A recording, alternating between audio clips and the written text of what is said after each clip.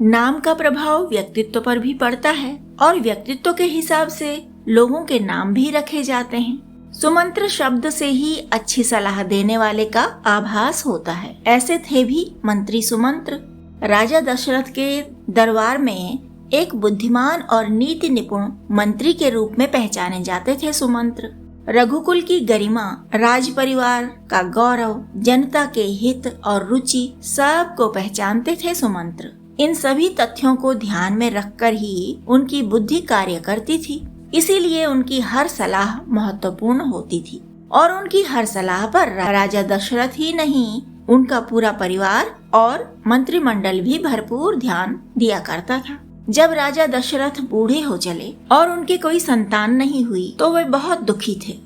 बेटी शांता हुई थी, उसे तो उन्होंने निसंतान मित्र को दे दिया था। वह पुत्री तो युवा भी हो गई, उसका विवाह भी हो गया और इधर राजा दशरथ के यहाँ कोई संतान हुई ही नहीं। दुखी दशरथ राजा ने अश्वमेध यज्ञ करने की सोची। यह सबसे बड़ा यज्ञ माना जाता है। जब सुमंत्र से राय मांगी तो सुमंत्र बोले, राजन, अश्वमेध से भी देवता प्रसन्न होते हैं, लेकिन यह राज्य विस्तार के लिए उपयोगी है, कुल विस्तार के लिए नहीं। वंश वृद्धि के लिए तो आपको पुत्र कामेष्टि यज्ञ करना चाहिए। दशरथ जी को बात समझ में आ गई। फिर विचार किया गया कि यज्ञ किस पुरोहित से करवाया जाए।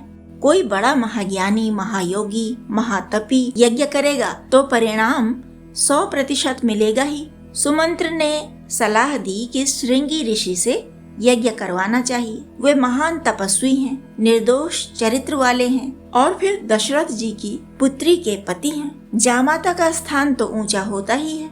उतने बड़े तपस्वी के सहयोग से की गई प्रार्थना को देवता अवश्य ही सुनेंगे।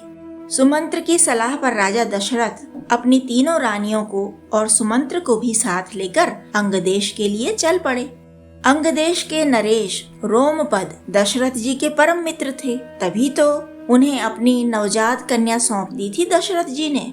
राजा दशरथ को आया देखकर रोमपद और उनकी रानी को बहुत खुशी हुई। खूब स्वागत सत्कार हुआ राज परिवार का। कौशल्या ने गोद की जिस बेटी को राजा रोमपद की रानी की गोद में डाल दिया था, उस बेटी शांता को युवती के रूप में देखा। अपने तेजस्वी दामाद से मिलकर भी बहुत प्रसन्न हुए रानियां और राजा दशरथ। सुमंत्र जी राजा दशरथ के साथ ही थे। राजा रोमपद को पूरी स्थिति का पता चला। सुमंत्र जी की सलाह पर उन्होंने भी ध्यान दिया और सब बातें उन्हें उचित ही लगीं। ऋषि श्रृंगी और उनकी पत्नी शांता अयोध्या गए। पहले सरयू तट पर अश्वमेध यज्ञ करवाया ऋषि श्रृंगी ने और फिर महल में आकर पुत्र कामेष्टि यज्ञ किया गया। उसके फलस्वरूप अयोध्या के राजमहल में राम, लक्ष्मण, भरत और शत्रुघ्न की किलकारियां गूंजी।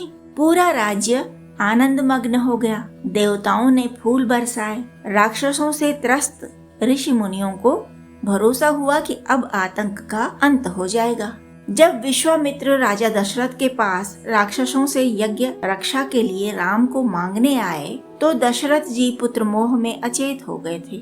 चेतना आई तो उन्होंने कहा, मैं स्वयं सेना के साथ आपके यज्ञ की रक्षा करूंगा। राम तो अभी 16 साल भी पूरे नहीं किए हैं। विश्वामित्र ठहरे महायोगी, वे तो सब रहस्य जानते ही थे कि राम तो स्वयं प्रभु हैं, इसीलिए राम को मांगा था। दशरथ जी का उत्तर सुनकर मुनि विश्वामित्र नाराज हो गए थे। तब सुमंत्र जी ने ही राजा दशरथ को समझाया था और श्री राम को मुनि विश्वामित्र के साथ भेजने को सहमत कर लिया था। इस तरह अयोध्या राज्य और राज परिवार एक ऋषि के रूठने से होने वाले अनिष्ट से बच गया था। रानी कैकेयी की मांग पर जब श्री राम 14 साल के वनवास के लिए निकले तो राजा दशरथ को अंतिम सहारा सुमंत्र का ही दिखा था। सुमंत्र को ही पीछे से भेजा था उन्होंने कि लौटा लाएं राम को। श्री राम की मर्यादा को क्या सुमंत्र जानते नहीं थे? खूब जानते थे। तब भी दशरथ जी के लिए वे गए राम के पीछे पीछे।